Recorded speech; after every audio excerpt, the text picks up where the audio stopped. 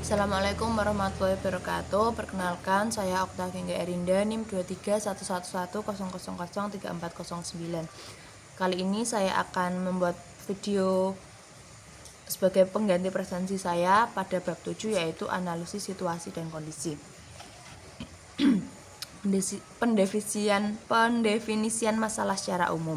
Biasanya kita menghadapi suatu masalah, insting pertama kita adalah mencari solusinya. Semakin cepat kita menyelesaikannya, maka semakin baik. Namun, apa yang seharusnya dilakukan adalah melihat bagaimana permasalahan tersebut dengan lebih teliti, tidak terburu-buru untuk mencari solusi. Kita mengira kita mengetahui apa permasalahannya dan tak ingin membuang-buang waktu. Namun ketika kita mencari solusi atau ide yang menakjubkan, kita hanya ingin mengungkapkannya.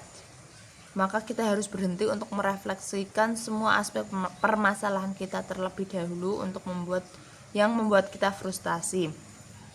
Namun apa yang gagal kita sadari adalah pemahaman kita akan permasalahan tersebut terlalu kabur dan tidak jelas.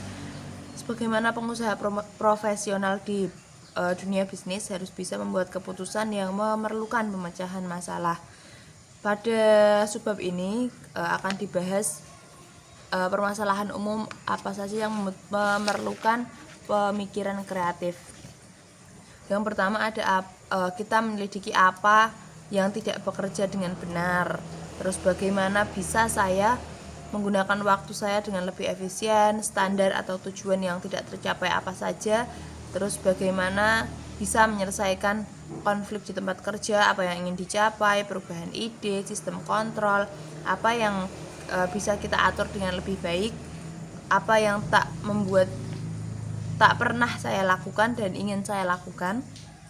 Bagaimana kita bisa menarik lebih banyak pelanggan ke bisnis kita, bagaimana saya bisa mengurangi stres dalam pekerjaan saya, bagaimana saya bisa memotivasi diri saya sendiri atau tim saya, bagaimana kita bisa mendesain produk atau jasa menjadi lebih baik, bagaimana kita bisa menangani hambatan-hambatan yang terjadi pada sistem, langkah-langkah apa yang kita bisa ambil untuk menangani penurunan penjualan retail kita, bagaimana sebaiknya kita melatih orang untuk melakukan pekerjaan mereka, dan bagaimana kita bisa menjelaskan departemen ini dengan lebih baik.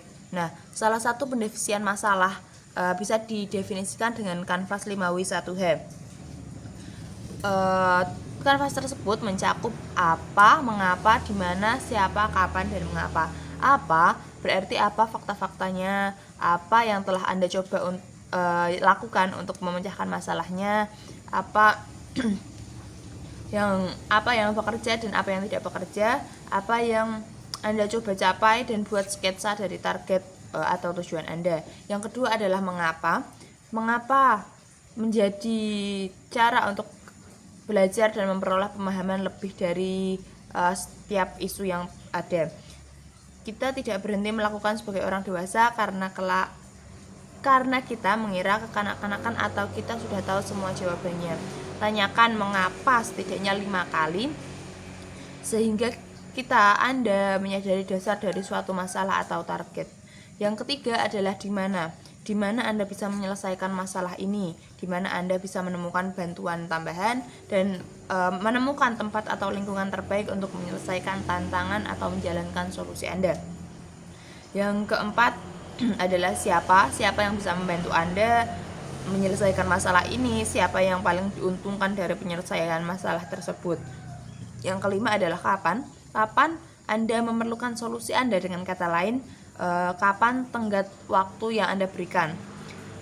Kemudian yang terakhir adalah bagaimana masalah atau tantangan ini memengaruhi orang-orang yang sedang beraktivitas.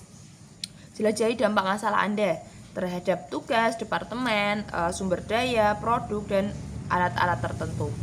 Nah, dari analisis yang dilakukan tadi tentunya akan timbul manfaat analisis situasi. Gap analis adalah penulisan identifikasi jumlah dan faktor penyebab jarak real antara rencana dan realisasi suatu kinerja. Gap analis juga dapat dikaitkan dengan jenis keputusan yang dibuat. Dalam hal ini ada 2 jenis, yaitu keputusan terprogram dan keputusan tidak terprogram. Pertama, keputusan terprogram adalah keputusan yang rutin dan berulang-ulang, bisa ditulis maupun bisa tertulis maupun tak tertulis yang memudahkan keputusan berulang. Adapun ciri-cirinya, yang pertama, bila ditemui suatu masalah berulang. Yang kedua, unsur atau komponen masalah dapat dirumuskan dengan baik. Dan yang ketiga, dapat diperkirakan dan dianalisis faktor penyebab dan sekaligus faktor pemicunya. Yang kedua, masalah keputusan yang tidak terprogram adalah keputusan yang tak terduga karena kondisi yang mungkin berubah dan memaksa manajer harus membuat keputusan terbaik saat itu juga. Keputusan jenis ini terkait dengan masalah khusus, kausatik, kadang dihadapi di lapangan tapi akibatnya mungkin saja fatal dan serius andai tidak segera ditangani.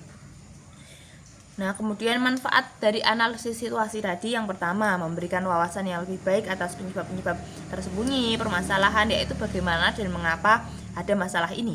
Yang kedua adalah membuat pertimbangan secara terburu-buru dan melompat pada kesimpulan yang salah. Yang ketiga, memungkinkan mengidentifikasi prioritas sehingga dapat menargetkan upaya-upaya yang lebih akurat. Selanjutnya, setiap tujuan masalah perlu mendapatkan penanganan khusus, misalnya dalam bentuk keterlibatan orang dan data dikumpulkan untuk menanganinya. Selanjutnya adalah tahapan analisis situasi. Seringkali masalah muncul di setiap kita tidak siap sama sekali untuk menghadapi situasi tersebut. Ada kalanya sebuah masalah tidak sesederhana kelihatannya. Analisis situasi adalah metode analisis yang akan membantu kita memperjelas dan mengelola masalah. Metode ini membantu penggunanya memahami dan menyiapkan diri dengan lebih baik untuk menangani suatu masalah. Nah, berikut adalah tahapan analisis situasi yang terdiri atas 4 proses utama, yaitu mengidentifikasi masalah, mengklasifikasi masalah, menentukan prioritas masalah, dan menetapkan respon yang tepat terhadap masalah tersebut. Yang pertama, mengidentifikasi masalah. Kita dibantu untuk melihat lebih jelas masalah apa yang sedang dihadapi. Kita perlu mengidentifikasi setiap komponen yang ada dalam masalah tersebut. Caranya adalah dengan mengajukan pertanyaan-pertanyaan kunci, dengan seperti hal apa yang sedang sekiranya penting dalam masalah ini, masalah-masalah apa yang perlu dilihat dan ditangani.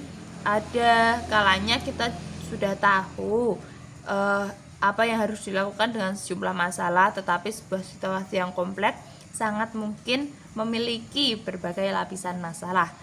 Masalah dapat diidentifikasi dengan beberapa cara, misalnya dengan analisis SWOT, strength, weakness, opportunity, and threats, pembandingan antara target dan realita pencapaian, melakukan observasi lapangan, dan memasukkan dalam rapat, serta cara-cara yang lain. Yang kedua adalah mengklasifikasi masalah.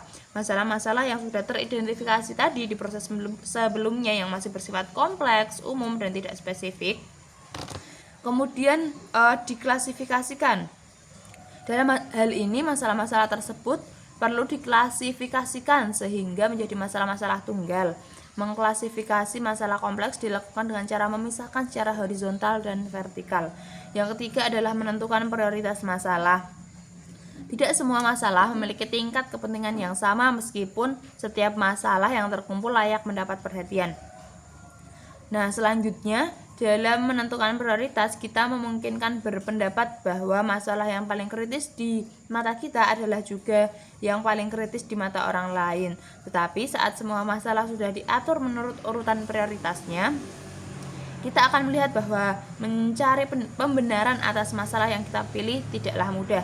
Ada faktor lain yang terlibat seperti sudut pandang orang lain serta urutan semua masalah yang ada. Hal ini bukanlah faktor yang terlalu penting karena setiap masalah harus ditangani. Dengan mengetahui urutan prioritas, kita justru dapat membuat keputusan yang lebih baik perihal solusi dan kapan keputusan perlu diambil. Alasan mengapa kita perlu menentukan prioritas masalah adalah karena kita memiliki sumber daya yang terbatas sehingga tidak memungkinkan kita untuk menyelesaikan masalah dalam satu waktu sekaligus. Lalu masalah mana yang terlebih dahulu harus diselesaikan? Maka itulah sebabnya kita harus melakukan prioritas masalah. Yang keempat atau yang terakhir adalah mengapa menetapkan respons yang tepat terhadap masalah.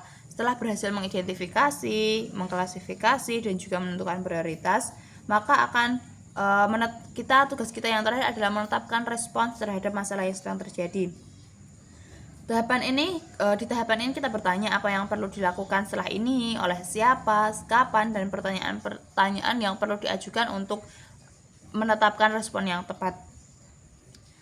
Analisis situasi membantu kita memahami dan mempelajari sebuah masalah yang rumit dengan lebih efektif dan menyeluruh. Proses ini dapat dilakukan sendiri ataupun menjadi bagian dari 4 teknis analisis. Melalui metode ini pula kita bisa mengumpulkan dan menggunakan masukan dari para pemangku kepentingan. Seringkali orang-orang cenderung menghindari situasi yang sulit karena mereka takut mengalami konflik ataupun meminta keterlibatan orang lain. Nah, tanpa proses yang bisa diikuti, masalah dan konflik bisa membuat kita tersesat. Namun, ada analisis situasi yang bertindak pada peta dan jalan yang akan membantu kita menembus labirin masalah. Nah, untuk daftar periksa pemahaman, lakukan dan jangan lakukan. Yang pertama, identifikasi masalah yang sesungguhnya, mencari tahu orang-orang yang bisa membentuk opini, mengumpulkan fakta, menetapkan batasan, menetapkan kesepakatan tentang tujuan, menggunakan pengalaman sebelumnya untuk mempertimbangkan mana hasil yang terbaik, menggunakan kembali tantangan dengan berbagai cara, mencari opini yang bertentangan dan yang tidak setuju, memulai dengan apa yang tepat lalu menyelidiki apa yang dapat diterima, mencari alat ukur yang cocok dengan tantangan yang sedang dihadapi, paham jika ini adalah masalah umum yang sesuai dengan model saat ini, menuntut bukti untuk setiap klaim yang dibuat, dan jangan dilakukan. Yang pertama, memulai dari kesimpulan, improvisasi, membuat asumsi atas apapun, mengumpulkan fakta-fakta sebelum memperoleh berbagai opini, mencapai persetujuan bersama, khawatir dengan reaksi orang lain, terlalu cepat menyukai atas pilihan, bereaksi cepat atau bereaksi secara strategis, mengkhawatirkan dirimu sendiri dengan berbagai kompromi, langsung diproses meskipun ada ketidaksepakatan, dan yang terakhir, jangan menggunakan pengukuran tradisional. Oke. Baik, jadi itu materi dari bab 7, analisis situasi dan kondisi. Terima kasih. Wassalamualaikum warahmatullahi wabarakatuh.